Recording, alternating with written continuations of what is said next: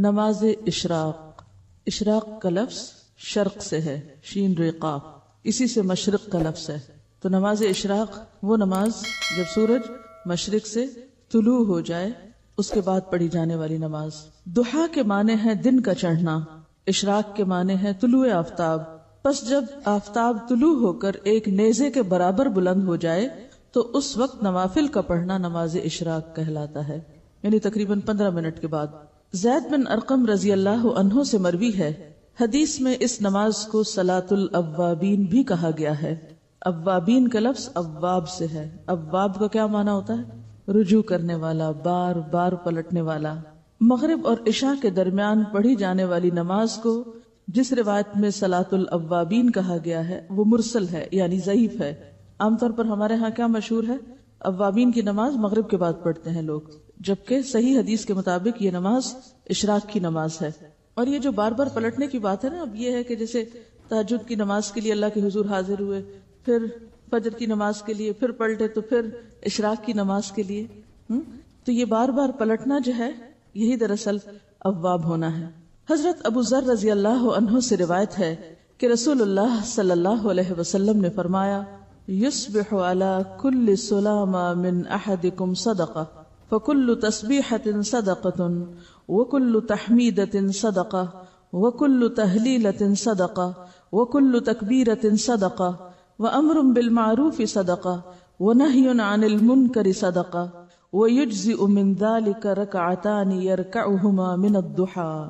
ہر آدمی پر لازم ہے کہ اپنے جسم کے ہر بند کے بدلے، یعنی ہر جوڑ کے بدلے صدقہ خیرات کرے.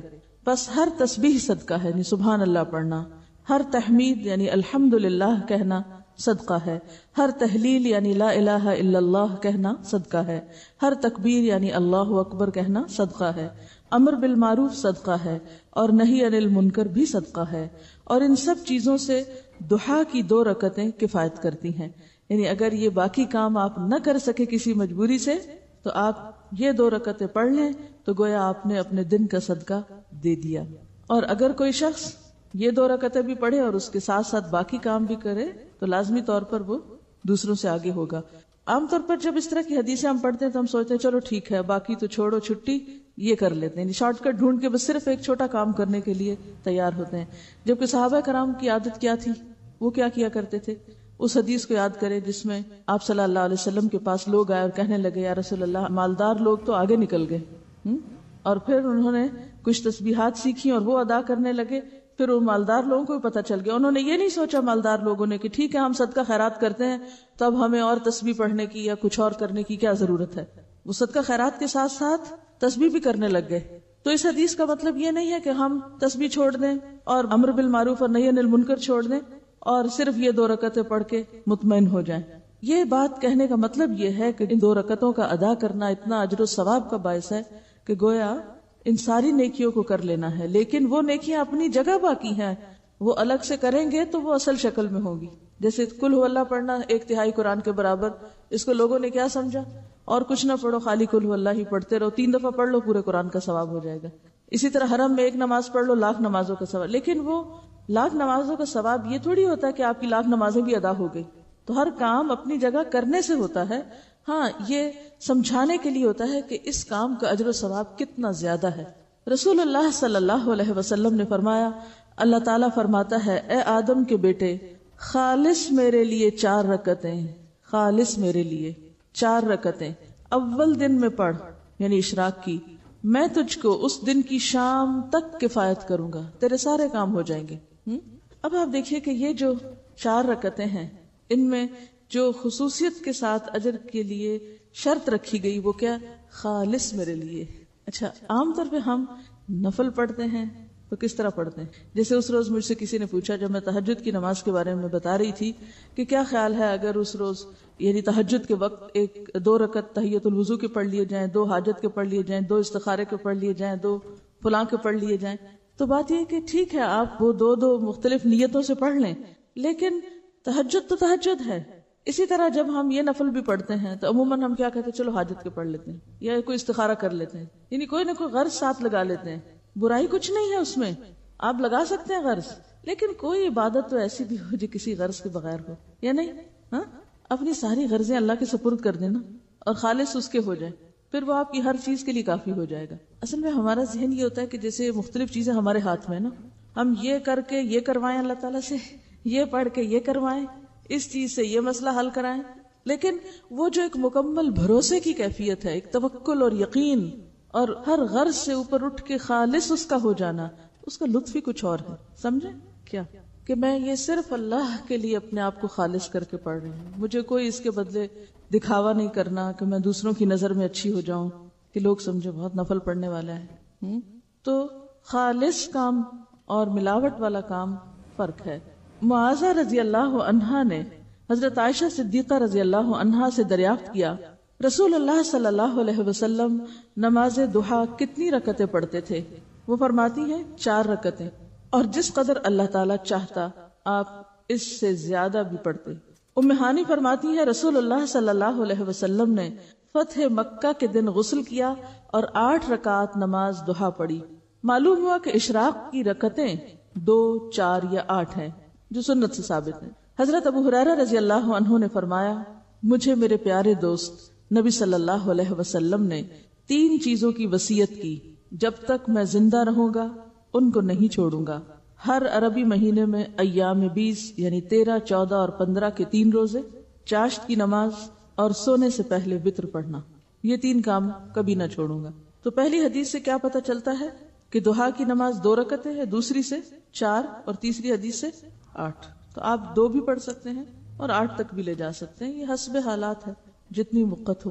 حضرت ابو ہریرہ رضی اللہ تعالیٰ عنہ کی مصروفیت کچھ اور طرح کی تھی، تو تہجد کے لیے نہیں اٹھ سکتے تھے، تو وہ سونے سے پہلے پڑھ لیتے تھے. سب کے لیے ہو سکتا ہے. اگر آپ تہجد پڑھنا چاہتے ہیں تو پھر تو آپ صبح ہی پڑھیں گے نا، وہ تو الگ مسئلہ ہے. اصل میں یہ اشراق چاشت ایک ہی ہے، اگر ذرا پہلے پڑھ لیں تو اشراق ہے، تھوڑا دیر سے کریں تو چاشت ہے. ٹھیک ہے، اصل میں وہ صبح کی نماز ہی ہے، ایک طرح سے سورج طلوع ہونے کے بعد کی نماز ہے بیسیکلی. ذرا دھوپ بلند ہو جائے تو وہ ضحیٰ ہو گیا. سورج نکلنے کے تھوڑی دیر بعد یعنی 15 منٹ کے اندر پڑھیں تو اشراق کہلائے گی. ذرا تھوڑی تاخیر کرے اور دھوپ خوب چمک اٹھے تو ضحیٰ کہلائے گی. لیکن بیسیکلی ایک ہی نماز ہے، تھوڑا وقت کے آگے پیچھے ہونے سے نام بدل جاتا ہے. ان کا سوال یہ ہے کہ کیا اس کے لیے مصلی پہ بیٹھے رہنا ضروری ہے؟ اگر بیٹھے رہیں تو بہت زیادہ ثواب ہے، حج اور عمرے کے برابر ثواب ہے. لیکن اگر نہ بھی بیٹھے تو اس کا یہ مطلب نہیں کہ آپ اشراق کے لیے دوبارہ نہیں آ سکتے. یہ 4 رکعتیں یا 8 رکعتیں 2 کر کے پڑھیں گے، یعنی ہر 2 رکعت کے بعد سلام پھیریں گے. ان کا سوال یہ کہ چاشت کی نماز کتنے بجے ہے؟ دیکھیے کہ بجے کی حدیث میں کسی بھی نماز کا وقت گھنٹوں کے حساب سے، بجے کے حساب سے نہیں بتایا گیا. اس میں سورج غروب ہونے کے بعد، سورج طلوع ہونے کے بعد، سورج طلوع ہونے سے پہلے، زوال ہونے کے بعد، دن ڈھلنے کے وقت، اس طرح کے اوقات بتائے گئے ہیں تاکہ دنیا میں آپ کہیں بھی ہو تو سورج کے اتار چڑھاؤ سے، آسمان کی روشنی سے اپنا کیلنڈر اور اپنی گھڑی، یعنی آسمان پر سورج کا نکلنا اور غروب ہونا اور ڈھلنا اور اونچا نیچا ہونا، یہ ایک عالمی کلاک ہے. آسمان آپ کے لیے کیا ہے؟ کلاک. اور اس کی سوئی کیا ہے؟ سورج. ٹھیک ہے، تو ساری نمازیں اسی سے کسی نہ کسی طرح جڑی ہوئی ہیں، حتیٰ کہ عشاء کی نماز بھی جب روشنی ختم ہو جائے. ایک بات میں آپ کو پتہ کی بتا دوں دین پر عمل کرنے کے سلسلے میں، جس میں آپ کو بڑی سہولت ہو جائے گی. سمعنا وأطعنا، سورج نکلا ہے، ایک نیزے برابر ہوا ہے، پڑھ لو، بس پڑھ لی. 2، 4، 8 بس ٹھیک ہے. اگر بہت ڈیٹیلز میں جائیں گے، اب اگر اللہ سوال آپ کا یہ ہو کہ صورتیں اس میں کون سی پڑھیں، کتنی طویل ہو، سجدے کتنے ہوں، مشکل میں پڑھتے جائیں گے. سمپلی ایک بات سنیں اور اس کو جتنی سمجھ آتی ہے وہ کر لیں اور انشاءاللہ اس میں خیر ہوگی. نماز استخارہ کا بیان. جب کسی کو کوئی جائز امر درپیش ہو اور وہ اس میں متردد ہو، اسے کروں یا نہ کروں، یا جب کسی کام کا ارادہ کرے تو اس موقع پر استخارہ کرنا سنت ہے. اس کی صورت یہ ہے کہ 2 رکعت نفل خشوع و خضوع اور حضور قلب سے پڑھے، رکوع و سجود اور قومہ و جلسہ بڑے اطمینان سے کرے، پھر فارغ ہو کر یہ دعا پڑھے: اللہم انی استخیرک بعلمک واستقدرک بقدرتک واسألک من فضلک العظیم فإنک تقدر ولا اقدر وتعلم ولا اعلم وانت علام الغیوب. اللهم إن كنت تعلم أن هذا الأمر خير لي في ديني ومعاشي وعاقبة أمري فاقدره لي ويسره لي ثم بارك لي فيه. وإن كنت تعلم أن هذا الأمر شر لي في ديني ومعاشي وعاقبة أمري فاصرفه عني واصرفني عنه واقدر لي الخير حيث كان ثم ردني به. یا الہی، تحقیق میں اس کام میں تجھ سے تیرے علم کی مدد سے خیر مانگتا ہوں، اور حصول خیر کے لیے تجھ سے تیری قدرت کے ذریعے قدرت مانگتا ہوں، اور میں تجھ سے تیرا فضل عظیم مانگتا ہوں۔ بے شک تو ہر چیز پر قادر ہے اور میں کسی چیز پہ قادر نہیں، تو ہر کام کے انجام کو جانتا ہے اور میں کچھ نہیں جانتا، اور تو تمام غیبوں کا جاننے والا ہے۔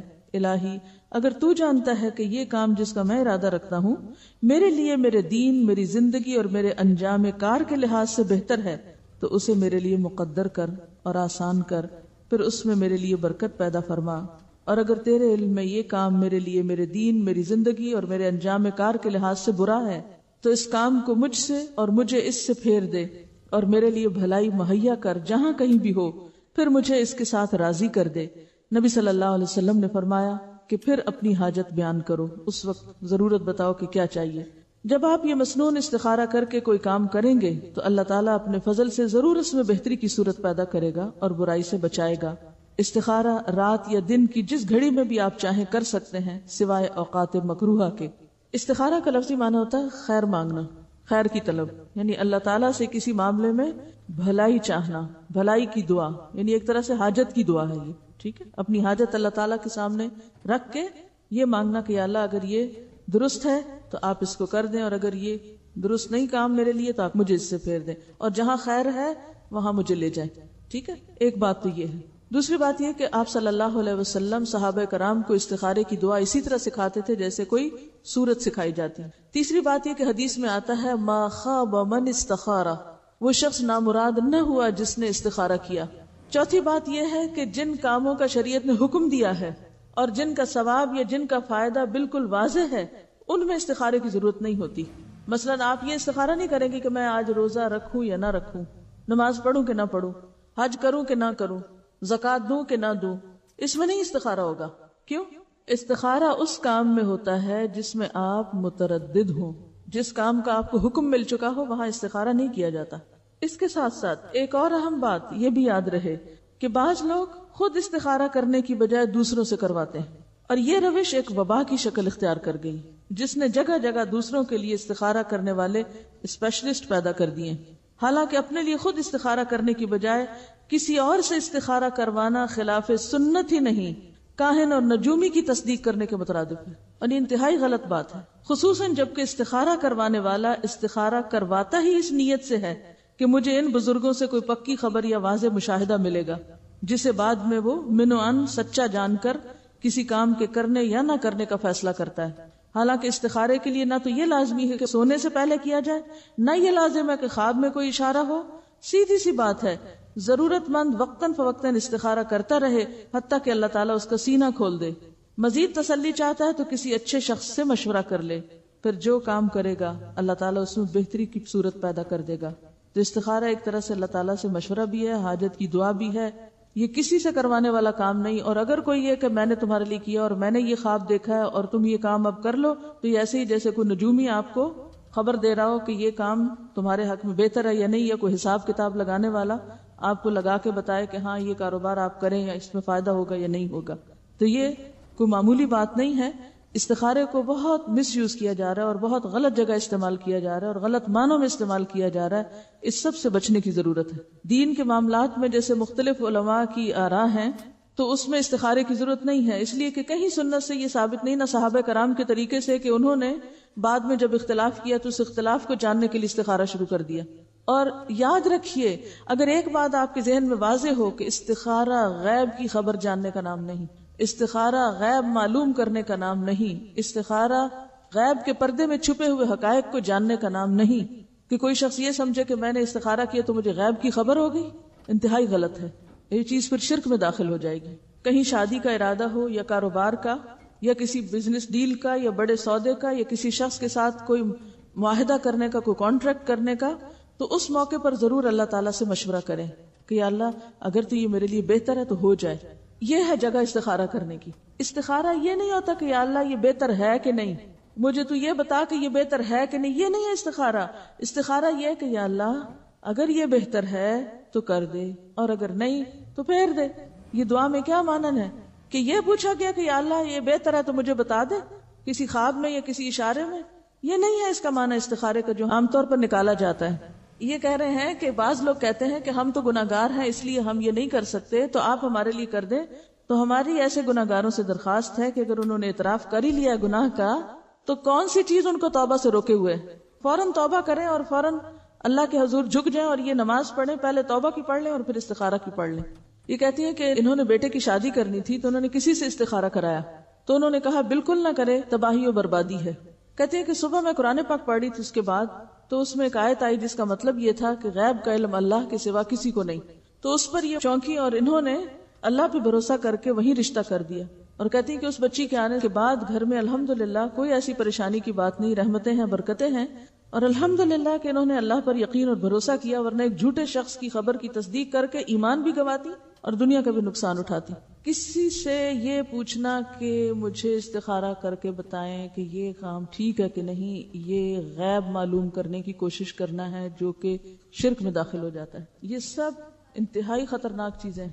اس کام سے توبہ کرنی چاہیے اور نہ ہی کوئی دعویٰ کرے کہ مجھے بڑے سچے خواب آتے ہیں. آپ کو نبی ہیں، صرف انبیاء کے بارے میں کہا جا سکتا ہے کہ جو وہ دیکھتے ہیں ما ينطق عن الهوى. صرف نبی علیہ السلام کے بارے میں قرآن پاک میں آتے ہیں کہ وہ خواہش نفس سے بات نہیں کرتے. باقی کوئی انسان قابل اعتبار نہیں ہے کہ ہم اس کے خواب کو کہیں کہ ہاں جو کچھ تم نے دیکھا وہ سچ ہی ہے. یہ الگ بات ہے، سچ ہو جائے تو ٹھیک ہے، وہ تو ایک مشرک بادشاہ کا خواب بھی سچا ہو سکتا ہے جیسے سورۃ یوسف میں آیا. لیکن وہ جب سچا ہوگا تو ٹھیک ہے، دیکھا جائے گا. لیکن ہم کسی کے بارے میں نہ تصدیق کریں گے نہ تکذیب، ہر ایک کا ایمان اپنے ساتھ. دیکھیے جہاں تک قرآن پاک پڑھتے ہوئے، جیسے انہوں نے فرمایا کہ قرآن پاک پڑھتے ہوئے ان کی آنکھیں کھل گئی کہ یہ کیا ہے، تو قرآن پاک تو ایک معجزہ ہے. اور قرآن پاک آپ روٹین میں پڑھ رہے ہیں یا آپ قرآن چونکہ کتاب ہدایت ہے، آپ کو سمجھ نہیں آ رہا کہ آپ کیا کریں کیا نہ کریں، تو اب فعال نکالنے کی بات نہیں ہے. آپ قرآن پاک پڑھتے ہیں اور پڑھتے پڑھتے اللہ تعالیٰ کی طرف سے کوئی آیت آپ کو سمجھ میں آ جاتی ہے کہ اچھا کرنے کا کام تو یہ ہے، اور آپ وہ کر لیتے ہیں. جیسے انہوں نے پڑھا اور کہا کہ غیب کا علم اللہ کے سوا کسی کو نہیں، تو انہوں نے نہ تو فعال نکالی تھی اور نہ ہی کوئی وہ استخارے کا طریقہ تھا، اپنی روٹین میں پڑھا اور اللہ تعالیٰ کی طرف سے رہنمائی آ گئی. تو اس طرح تو کیا آپ کو روز قرآن سے رہنمائی نہیں ملتی؟ ہر روز نہیں ملتی. میں تو جب سے قرآن پڑھا رہی ہوں تقریباً روز اس کا تجربہ کرتی ہوں کہ جس دن جو آیتیں پڑھاتی ہوں وہ ایسا لگتا ہے کہ اس دن کے کسی مسئلے کا حل تھا، یہ کسی مسئلے کا، یہ کسی بات کا جواب تھا. تو یہ تو قرآن کا معجزہ ہے. تو زندہ کتاب ہے نا، چونکہ یہ اللہ کا کلام ہے. کلام یہ جب آپ پڑھتے ہیں نا تو اللہ تعالیٰ آپ سے کلام کر رہا ہوتا ہے. لیکن یہ فعال نکالنے کی کتاب نہیں ہے کہ آپ آنکھیں بند کر کے کھولیں اور پھر 10 صفحے پلٹیں اور پھر 10ویں لائن پہ دیکھیں. اگر جنت کی آیت ہے تو کام کر لیں، اگر جہنم کی ہے تو کام نہ کریں، اور اگر وہ نہ جنت کی ہو نہ جہنم کی پھر کیا کریں. تو اس طرح کے تو معجزات آپ کو روز قرآن میں نظر آئیں گے کہ آپ کسی بات پہ پریشان ہیں اور جو ہی آپ بیٹھے ہیں اپنا سبق کھولنے کے لیے اور آپ دیکھتے ہیں کہ اچانک آیت اتنی واضح سامنے آ جاتی کہ جو آپ کی رہنمائی کر دیتی. تو وہ رہنمائی ہے، وہ استخارہ نہیں ہے. دعا استخارہ کسی بھی دعا کے موقع پر آپ نماز کے بعد، عام نماز کے بعد، کسی بھی قبولیت کی گھڑی میں، جیسے جمعے کے روز وہ جو قبولیت کے اوقات ہیں، یا روزہ افطار کرنے کے بعد، یا تہجد کے وقت، یا اینی ٹائم آپ یہ دعا مانگ سکتے ہیں. یعنی استخارہ میں بیسیکلی کیا ہے، اگر آپ کی دعا قبول ہو گئی تو اللہ تعالیٰ نے آپ کو خیر کی طرف موڑ دیا، اور اگر وہ قبول نہیں ہوئی تو استخارے کے باوجود بھی ہو سکتا ہے کہ آپ، کیونکہ بعض اوقات لوگ کہتے ہیں ہم نے یہ کام استخارہ کر کے کیا تھا لیکن پھر بھی ہمیں پریشانی دیکھنی پڑی. اب ایک اور بات یہاں یاد رکھیے کہ ہم صرف ظاہری علم رکھتے ہیں، ہم ظاہراً پیش آنے والی پریشانیوں کو اپنے لیے مصیبت سمجھ لیتے ہیں، حالانکہ بعض اوقات اسی کے پردے میں خیر چھپی ہوئی ہوتی ہے، اور ہم استخارے کو بلیم کرنا شروع کر دیتے ہیں. کیونکہ تو واضح طور پہ حدیث میں آتا ہے نا کہ ما خاب من استخارہ، وہ ناکام نہ ہوا جس نے استخارہ کیا. اس کا یہ مطلب ہے کہ انجام اچھا ہی ہوگا بہرحال، اگر وقتی طور پہ راستے میں رکاوٹیں آ بھی رہی ہیں، کیونکہ زندگی کو پھولوں کی سیج تھوڑی ہے کہ ایک استخارے کی وجہ سے آپ کے سارے مسئلے حل ہو جائیں گے. کوئی مسئلوں کا حل تو نہیں ہے نا استخارہ. یہ بھی ایک کھیل بنا ہوا ہے کہ پہلے رشتہ کی بات کر لیتے ہیں سب کچھ کرا کے، اور پھر بعد میں استخارے کا بہانہ کر دیتے ہیں کہ ہمارے استخارے میں اچھا نہیں آیا، تو آپ پہلے ہی استخارہ کر لیتے. یہ کہتی ہیں کہ اگر ہم استخارہ کرتے ہیں اور کوئی اچھا یا برا خواب آتا ہے تو اس کے ساتھ اس کو ریلیٹ کر دیا جائے.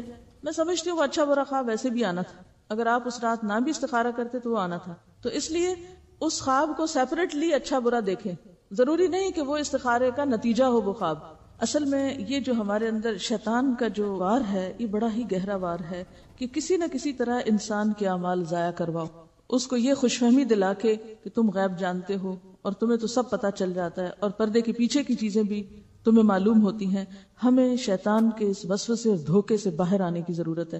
بعض اوقات اتفاق ہو جاتا ہے، کوئنسیڈنس، اتفاق ہو جاتا ہے کہ ادھر آپ نے استخارہ کیا، ادھر کوئی ایسا خواب آ گیا، ادھر استخارہ کیا، ادھر کوئی شخص آپ کو رستے میں مل گیا، تو اسے اللہ کی مدد سمجھیں. لیکن یہ ضروری نہیں ہے کہ خواب ضرور آئے، کیونکہ بعض لوگ کہتے ہیں ہمیں خواب ہی نہیں آ رہا، اب کیا کریں، پھر دوبارہ آ جاتے ہیں پریشان ہو کر. کسی حدیث میں یہ نہیں آیا کہ اگر ایک دفعہ استخارہ کرنے سے خواب نہ آئے تو پھر دوسرے دن پھر کرو اور تیسرے دن اور 7 دن کرو. یہ کہاں لکھا ہوا ہے کہ اتنی دفعہ کرتے چلے جاؤ؟ بس کیا، 2 نفل پڑھے، دعا کی، بات ختم. اگر آپ ویسے نفل پڑھ کے دعا کرنا چاہتے ہیں کرتے رہیں، کوئی فرض کے درجے میں نہیں ہے. بہرحال یہ نفل نمازوں کی بات ہو رہی ہے، ٹھیک ہے. یہ کہتے ہیں کہ لوگوں کو آج کل ٹی وی پہ گمراہ کیا جا رہا ہے. وہ کیوں نہ کریں، وہ محنت کر رہے ہیں. آپ سو رہے ہیں. جن کے پاس اچھے نظریات ہیں، صحیح علم ہے، وہ تو عافیت کی زندگی گزار رہے ہیں. ہمیں پتہ چل گیا، خوش ہیں، ہمارے لیے کافی ہے. عوام جو کر رہے ہیں وہ انتہائی غلط کر رہے ہیں، اور فلاں بھی برا کر رہا ہے، اور فلاں. یہ تبصرہ کر کے پھر ہم اطمینان سے بیٹھ جاتے ہیں. ہم میں سے کتنے لوگوں نے کوشش کی کہ ہم ایک غلط چیز کی جگہ ایک صحیح چیز لے آئیں؟ کیا ایسا کرنا محض آرزوؤں اور تمناؤں سے ہو جاتا ہے؟ اگر آپ چاہتے ہیں کہ ٹیلی ویژن پر ایک خرابی ختم کی جائے، اس کا حل کیا ہے؟ ایک جلوس نکالیں، اخبار میں ایک بیان دیں، شور مچائیں، اپنی مجلسوں میں بیٹھ کے ان کو برا بھلا کہا کریں، مسئلہ حل ہو جائے گا. کیا کرنا ہوگا بتائیے مجھے، کیا کرنا ہوگا؟ اس سے بہتر پروگرام تیار کر کے دینا ہوگا، اس سے بہتر پروگرام تیار کر کے دینا ہوگا. ایک پروگرام کی تیاری میں کتنا وقت لگتا ہے پتہ ہے آپ کو؟ کتنی محنت کرنی پڑتی، کتنے اس میں فنڈز چاہیے ہوتے ہیں، کتنے وسائل چاہیے ہوتے ہیں، کتنا خون جلانا پڑتا ہے. جو لوگ یہ پروگرام تیار کرتے ہیں، کبھی جا کے ان سے ملاقات کیجئے اور پتہ کیجئے کہ ان کی زندگی کیا زندگی ہے. وہ رات رات بھر کام کرتے ہیں. بعض اوقات ہم رات رات بھر سوتے ہیں اور سویرے اٹھ کے تبصرے فرماتے ہیں اخبار پڑھ کے، یہ بھی برا اور وہ بھی برا. یہ تو حل نہیں ہے مسائل کا. آپ دیکھیے کہ نبی صلی اللہ علیہ وسلم شعر سنتے بھی تھے، شاعر کو انعام بھی دیتے تھے. جب حج ہوتی تھی، حسان بن ثابت کو خود کہتے تھے جواب دو، اور دعا کرتے تھے ان کے لیے اللہم ایدہ بروح القدس. اور پھر مسجد نبوی میں سنے جاتے تھے شعر. عربوں میں کوئی بات اگر جزیرۃ العرب میں عام کرنی ہوتی تھی تو شاعر کی زبان سے کہلوا کے عام کر دی جاتی تھی، پھر وہ بندے بندے تک پہنچ جاتی تھی. شعر و شاعری اس دور کی صحافت تھی، میڈیا تھا. آپ نے اس کو کنڈیم نہیں کیا، یہ ضرور کہا کہ خراب شعر جو ہیں ان کا کیا نقصان ہے، کہ ایک شخص اپنے پیٹ کو پیپ سے بھر لے، سے بہتر ہے کہ وہ ایسے غلط شعر جو ہیں ان کو یاد رکھے. ٹی وی کیا ہے؟ ایک آلہ ہے. آپ چاہیں تو اس کو اچھی طرح استعمال کر لیں، چاہیں تو اس کو جیسے ہو رہا ہے پھر چھوڑ دیں. ہمارے ٹی وی بند کرنے سے، چلو ہم اپنے گھر میں تو بند کر لیں گے، ٹھیک ہے، ایک حل ہم نے اپنے لیے سوچ لیا، یا خریدیں گے نہیں، یا نکال کے باہر ڈال دیں گے. کیا معاشرے کا مسئلہ حل ہو جائے گا جب تک آپ اس پر کوئی بہتر چیز نہیں دیں گے؟ لیکن اس طرف ہماری توجہ ہی نہیں. ان کا کہنا یہ ہے کہ بعض لوگوں کو یہ شکایت ہوتی ہے کہ ہم نے استخارہ بھی کیا اور کام غلط ہو گیا. تو اس کی کیا وجہ؟ اس کی بنیادی وجہ یہ کہ انہوں نے استخارے کا مطلب ہی نہیں جانا. وہ استخارے کا اصل مفہوم اور روح ہی نہیں جانتے. وہ استخارے کو ایک من مانی چیز بنائے ہوئے ہیں، جب مرضی کے خلاف کچھ ہو جاتا ہے تو پھر استخارے کو بلیم کرتے ہیں. چلیے آگے چلتے ہیں. نماز تسبیح، کئی دن سے سوال لکھا ہوا آ رہا تھا، تسبیح نماز کا بتائیے. ایک تو علم سیکھنے میں صبر بھی نہیں ہے ہمارے پاس، اور یہ بھی تکلیف نہیں کرتے کہ کتاب پاس ہے خود ہی پڑھ لیں، آگے تھوڑی دیکھنا ہے ہم نے. جب تک سپون فیڈنگ نہ ہو ہمیں کوئی بات نہیں سمجھ آتی. نماز تسبیح یہ بھی ان مسائل میں سے ہے جن پر عام طور پر دینی طبقہ بڑے جھگڑے کرتا رہتا ہے اور ایک دوسرے کے خلاف بیان بازی اور فتویٰ سازی کرتا رہتا ہے. تو آئیے دیکھتے ہیں کہ اس کی کیا حقیقت ہے. عبداللہ بن عباس رضی اللہ عنہ سے روایت ہے، نبی صلی اللہ علیہ وسلم نے عباس بن عبد المطلب رضی اللہ عنہ سے فرمایا، یا عباس یا اماہ الا اعطیک الا امنحک الا احبوک الا افعل بک 10 خصال اذا انت فعلت ذلك غفر اللہ لك ذنبك اوله وآخره قدیمه وحدیثه خطأه وعمده صغیره وکبیره سره وعلانیته 10 خصال ان تصلی 4 رکعات تقرأ في كل ركعة فاتحة الكتاب وسورة فإذا فرغت من القراءة في أول ركعة وأنت قائم قلت سبحان الله والحمد لله ولا إله إلا الله والله أكبر 15 مرة ثم تركع فتقولها وأنت راكع 10 ثم ترفع رأسك من الركوع فتقولها 10 ثم تهوي ساجدا فتقولها وأنت ساجد 10 ثم ترفع رأسك من السجود فتقولها 10 ثم تسجد فتقولها 10 ثم ترفع رأسك فتقولها 10 فذلك 75 في كل ركعة تفعل ذلك في 4 ركعات إن استطعت أن تصليها في كل يوم مرة فافعل فإن لم تفعل ففي كل جمعة مرة فإن لم تفعل ففي كل شهر مرة فإن لم تفعل ففي كل سنة مرة فإن لم تفعل ففي عمرك مرة. اے چچا جان عباس، کیا میں آپ کو کچھ عطا نہ کروں؟ کیا آپ کو کچھ عنایت نہ کروں؟ کیا میں آپ کو کوئی تحفہ پیش نہ کروں؟ کیا میں آپ کو 10 اچھی خصلتوں والا نہ بنا دوں کہ جب آپ یہ عمل کریں تو اللہ تعالیٰ آپ کے اگلے پچھلے پرانے نئے انجانے میں اور جان بوجھ کر کیے گئے تمام چھوٹے بڑے پوشیدہ اور ظاہر گناہ معاف فرما دے؟ وہ یہ ہے کہ آپ 4 رکعات نفل اس طرح ادا کریں کہ ہر رکعت میں سورۃ فاتحہ اور کوئی دوسری سورت پڑھیں. جب آپ اس قرات سے فارغ ہو جائیں تو قیام کی حالت میں ہی یہ کلمات 15 بار پڑھیں، یعنی قرات کر کے سورۃ الفاتحہ پڑھ کے سبحان اللہ والحمد للہ ولا الہ الا اللہ واللہ اکبر. پھر آپ رکوع میں جائیں، تسبیحات رکوع سے فارغ ہو کر رکوع میں ہی ان کلمات کو 10 بار دہرائیں. پھر رکوع سے اٹھ جائیں اور سمع اللہ لمن حمدہ وغیرہ سے فارغ ہو کر 10 بار ہی کلمات پڑھیں. پھر سجدے میں جائیں، سجدے کی دعائیں پڑھنے کے بعد یہی کلمات 10 بار پڑھیں. پھر سجدے سے سر اٹھائیں اور جلسہ میں جو دعائیں ہیں وہ پڑھ کے 10 بار انہی کلمات کو دہرائیں. پھر دوسرے سجدے میں چلے جائیں، پہلے سجدے کی طرح 10 بار پھر اس تسبیح کو ادا کریں.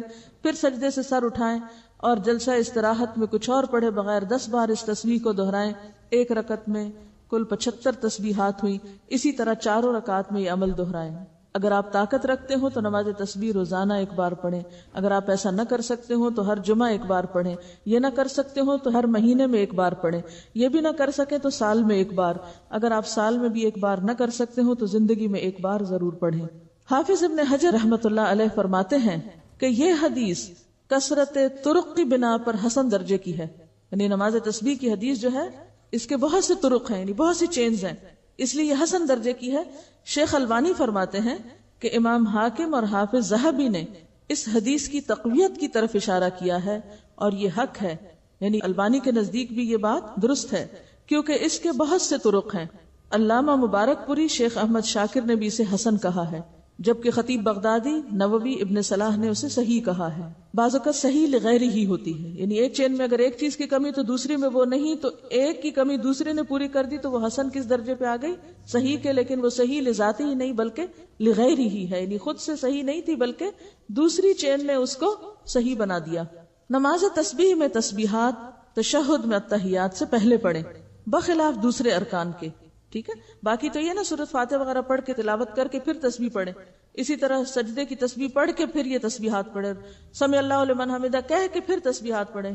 سجدے کی تسبیح پڑھ کے پھر یہ تسبیحات پڑھیں. اسی طرح دوسرے سجدے سے اٹھ کے پڑھ کے پھر اٹھیں. لیکن تشہد میں آپ کیسے پڑھیں؟ تشہد سے پہلے بخلاف دوسرے ارکان کے. نماز تسبیح کے بعد پڑھی جانے والی دعا کی سند سخت ضعیف ہے. معلوم نہیں وہ کون سی دعا ہے، میرے علم میں تو نہیں. بہرحال جو بھی لوگ کو خاص دعا پڑھتے ہیں وہ ضعیف ہے. اس کے راوی عبد القدوس بن حبیب کو حافظ ہیثمی نے متروک اور عبداللہ بن مبارک نے کذاب کہا ہے.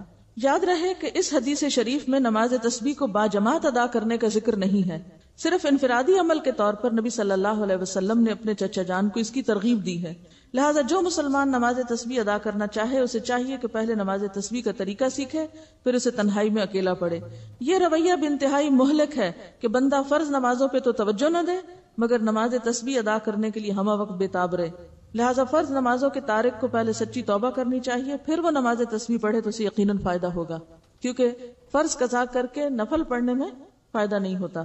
نفل اس وقت فائدہ مند ہوتے ہیں جب آپ فرض بھی پڑھ رہے ہو. تو بہت سے لوگ فرض تو پڑھتے نہیں اور کبھی کبھی صلاۃ التسبیح پڑھ کے سمجھتے ہیں کہ سارے فرض ان کے ادا ہو گئے، جبکہ ایسا نہیں. فرض اپنی جگہ فرض ہے. ٹھیک ہے. کسی نے مجھ سے اس پہ بات کی کہ آپ کیوں اجازت دیتی ہیں لوگوں کو تسبیح نماز پڑھنے کی، تو اس میں نے ان سے کہا کہ حدیث کے اس طرح روایات یعنی چین موجود ہیں، اور میں نے کچھ درخل 10 12 13 سال پہلے ان روایتوں کو بھی جمع کیا تھا. یہ جو ابو داؤد کی روایت ہے نا، تو ابو داؤد کی ایک شرح ہے عون المعبود. تو یہ جو شروحات ہوتی ہیں نا حدیث کی کتابیں، جیسے بخاری کی فتح الباری ہے، تو جب آپ کسی حدیث کی شرح وہاں پڑھتے ہیں تو اس میں آپ کو دوسرے طرق بھی مل جاتے ہیں. یعنی آپ کو اور چینز بھی مل جائیں گی کہ یہ حدیث ان الفاظ کے ساتھ فلاں نے روایت کی، اس کے ساتھ فلاں نے کی، فلاں نے تو اون المعبود میں اس کی جو باقی چینز تھی وہ موجود تھی. وہ میں نے اپنی ڈائری پر ایک نوٹ کر لی. جب کبھی مجھ سے کوئی سوال کرتا تو بتا دیتی. تو مجھ سے کسی نے حجت کی، ٹھیک ہے آپ نے حضرت عباس کو بتائی تھی، خود تو نہیں پڑھی تھی، مجھے یہ بتائیے کہ کیا آپ کا بتانا کافی نہیں؟ یہ کوئی دلیل ہے؟ دوسری بات یہ کہ بعض اوقات جماعت سے بھی لوگوں نے پڑھی، اور جن پڑھانے والوں میں میں خود بھی شامل تھی، اگرچہ اب میں اس کو بہت عرصے سے بالکل ترک کر چکی ہوں، کیونکہ افضل یہی ہے کہ جماعت سے یہ چونکہ نہیں پڑھنے کو کہا گیا تو نہ پڑھی جائے. اگرچہ کئی نفل نمازیں جماعت سے بھی پڑھی جاتی ہیں، جس میں نماز تراویح بھی ہے اور کچھ اور، لیکن اس کے باوجود کہ جماعت سے اس کا بہت اہتمام کرنا جو ہے ایک نئی بدعت کو رواج دینے کے مترادف ہو جائے، کیونکہ لوگ اس میں پھر خود نہیں گن سکتے، نہیں پڑھ سکتے، تو بعض اوقات وہ آسانی سمجھتے کہ چلو، اور بعض لمبی نماز اکیلے پڑھنے مشکل ہوتی، سب کے ساتھ مل کے پڑھنے. تو اس کے لیے بھی جس کو سامنے رکھ کے میں عمل کرتی تھی وہ یہ کہ نفل نماز چونکہ جماعت سے پڑھی گئی ہے اور یہ بھی ایک نفل نماز ہے، تو کوئی حرج نہیں اگر کوئی جماعت سے بھی پڑھ رہا ہے، لیکن پھر بھی بہتر یہی ہے کہ آپ الگ پڑھیں، اور کم از کم مجھ جیسے لوگ اس چیز کو اتنی ہوا نہ دیں. جب تک اس بات کا مجھے نہیں علم تھا کہ زیادہ پسندیدہ یہ ہے، اس وقت تک میں خود اس کو جماعت سے پڑھاتی بھی رہی ہوں اور پڑھتی بھی رہی ہوں. تو افضل کیا ہے؟ اکیلے پڑھیں. لیکن ایک بات یاد رکھیں، بعض اوقات لوگ صرف نماز تسبیح پڑھنے کے بہانے آ جاتے ہیں اور پھر آپ ان کو جو چاہیں سکھا لیں. مجھے اچھی طرح یاد ہے کہ جب میں نے تبلیغ کا عام کام شروع کیا تو ابتدا میں ہم نماز تسبیح کی دعوت دیتے تھے. کہتی ہوں کہاں سے لوگ آ جاتے تھے، آپ سوچ ہی نہیں سکتے. اور جب وہ آ جاتے تھے میں ان کو بٹھاتی تھی، میں کہتی تھی یہ نفل ہے، پہلے فرض پورا کرو. وہ کہتے تھے کیا؟ ہم کہتے تھے علم حاصل کرنا فرض ہے، پہلے درس کریں گے پھر تسبیح پڑھیں گے. اور اس طرح الحمدللہ اس علم کے شوق میں پھر بہت سی اچھی باتیں انہیں سکھائیں. کرتے کرتے لوگوں کو نماز تسبیح تو بھول گئی اور درس یاد ہو گئے. سیکھنے سکھانے کا سلسلہ. تو اس میں یہ ہے کہ بہرحال پھر بھی میں یہ کہوں گی کہ نفل نماز کی چونکہ جماعت سے پڑھنے کی رخصت موجود ہے، تو کبھی اگر کسی نے ایسا کر لیا تو ہم اس کو حرام یا بدعت یا ایسا نہیں قرار دیں گے.